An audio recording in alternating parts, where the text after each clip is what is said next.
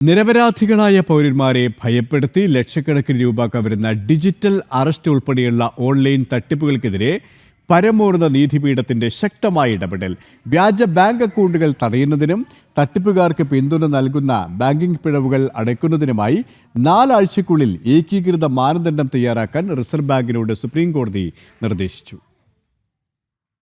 രാജ്യത്തുടനീളം കാട്ടുതീ പോലെ പടരുന്ന സൈബർ സാമ്പത്തിക കുറ്റകൃത്യങ്ങൾക്കും വ്യാജ ബാങ്ക് അക്കൗണ്ട് മാഫിയകൾക്കുമെതിരെ സുപ്രീം കോടതി സിംഹഗർജനം നടത്തി. വ്യാജരേഖകൾ നൽകി ബാങ്ക് അക്കൗണ്ടുകൾ തുറക്കുന്നതും തട്ടിപ്പ് പണം നിമിഷങ്ങൾക്കകം മറ്റ് അക്കൗണ്ടുകളിലേക്ക് മാറ്റുന്നതും തടയാൻ കർശനമായ നിയന്ത്രണങ്ങൾ വേണമെന്ന് സുപ്രീം കോടതി വ്യക്തമാക്കി. തട്ടിപ്പുകാർ ഉപയോഗിക്കുന്ന മ്യൂൾ അക്കൗണ്ടുകൾ പൂർണ്ണമായി പൂട്ടാൻ RBI എല്ലാ ബാങ്കുകൾക്കും ബാധകമാകുന്ന ഏകീകൃത SOP 4 ആഴ്ചയ്ക്കുള്ളിൽ പുറത്തിറക്കണം. ബാങ്കുകളുടെ ഭാഗത്തു നിന്നുണ്ടാകുന്ന വീഴ്ചകൾ തട്ടിപ്പുകാർ മുതലെടുക്കുന്നത് ഇനി അനുവദിക്കാനാകില്ലെന്ന് പരമോന്നത നീതിപീഠം അടിവരയിട്ടു. CBI, നിർമ്മിത ബുദ്ധി ഏജൻസികൾ, ടെലികോം വകുപ്പ് എന്നിവരുടെ സഹകരണത്തോടെ തട്ടിപ്പുകാരുടെ വേരറക്കാനാണ് നിർദ്ദേശം. ഇതിനോടൊപ്പം തട്ടിപ്പ് നടന്ന് മണിക്കൂറുകൾക്കകം പണം ഫ്രീസ് ചെയ്യുവാനും നഷ്ടപ്പെട്ട തുക ഇരകളായ പൗരന്മാർക്ക് കാലതാമസമില്ലാതെ തിരികെ നൽകുവാനും എല്ലാ സംസ്ഥാന സർക്കാരുകളും അടിയന്തര സംവിധാനം ഒരുക്കണം. രാജ്യത്തെ സാധാരണക്കാരുടെ അധ്വാന പണം സംരക്ഷിക്കുവാനും ഡിജിറ്റൽ ഭാരതത്തിൽ സുരക്ഷിതമായ സാമ്പത്തിക അന്തരീക്ഷം ഉറപ്പാക്കുവാനും കേന്ദ്ര സർക്കാരും നീതിപീഠവും നടത്തുന്ന പോരാട്ടം